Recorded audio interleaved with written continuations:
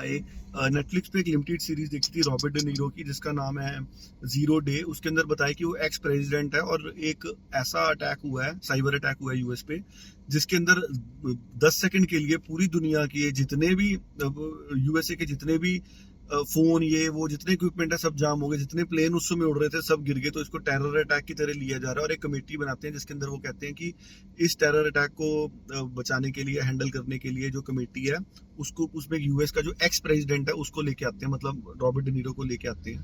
तो Robert De Niro फिर जैसे जैसे आइडेंटिफाई करता है, पता लगाता है कि ये जो एक कोई एक वेपन बनाया गया था, ये वेपन वही वेपन है जिसकी वजह से ये सारे के सारे जो है चलने बंद हो गए हैं 10 सेकंड के लिए। और एक ये भी इन्होंने कहा था, बट थोड़ी पुरानी देखी है तो याद थोड़ी कम है, बट उसमें उन्होंने ये भी बोला था कि एक अटैक दोबारा होगा और कई बार हम अटैक करेंगे।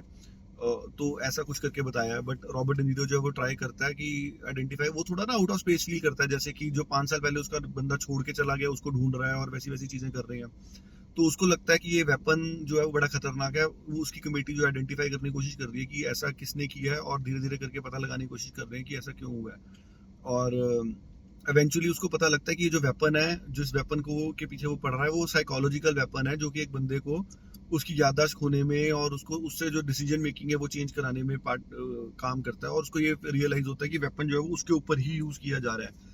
और जो वेपन जो जो जो ये टेक्नोलॉजिकल वाली चीज है वो वेपन नहीं है। और इसके बीच में हमें ये भी पता लगता है कि रॉबर्ट नीरो की जो बेटी है वो भी पॉलिटिशियन है।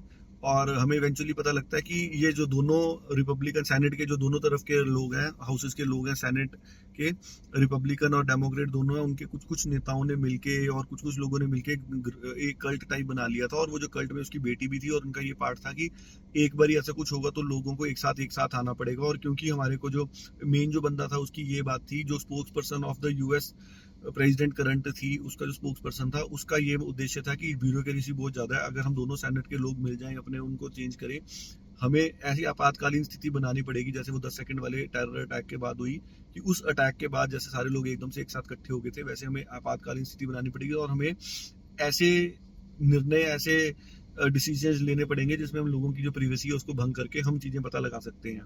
तो वो चाह रहा था कि मैं उस कमेटी का हेड बनूं, जबकि वो रॉबर्ट नीरो को बना दिया गया था। और उससे क्या होगा, कहता कि मैं मेक श्योर करूंगा कि ये जो टेक्नोलॉजी हम यूज कर रहे हैं लोगों के ऊपर, कि क्योंकि उन्होंने अब जब सारे कम्युनिकेशन चैनल वगैरह सब बंद हो गए थे, तो उन्होंने बोला था कि तुम्हारी प्रिवेसी, सारे फोन वगैरह सब हैक करके गवर्नमेंट कुछ भी, किसी का भी कुछ भी देख सकती है।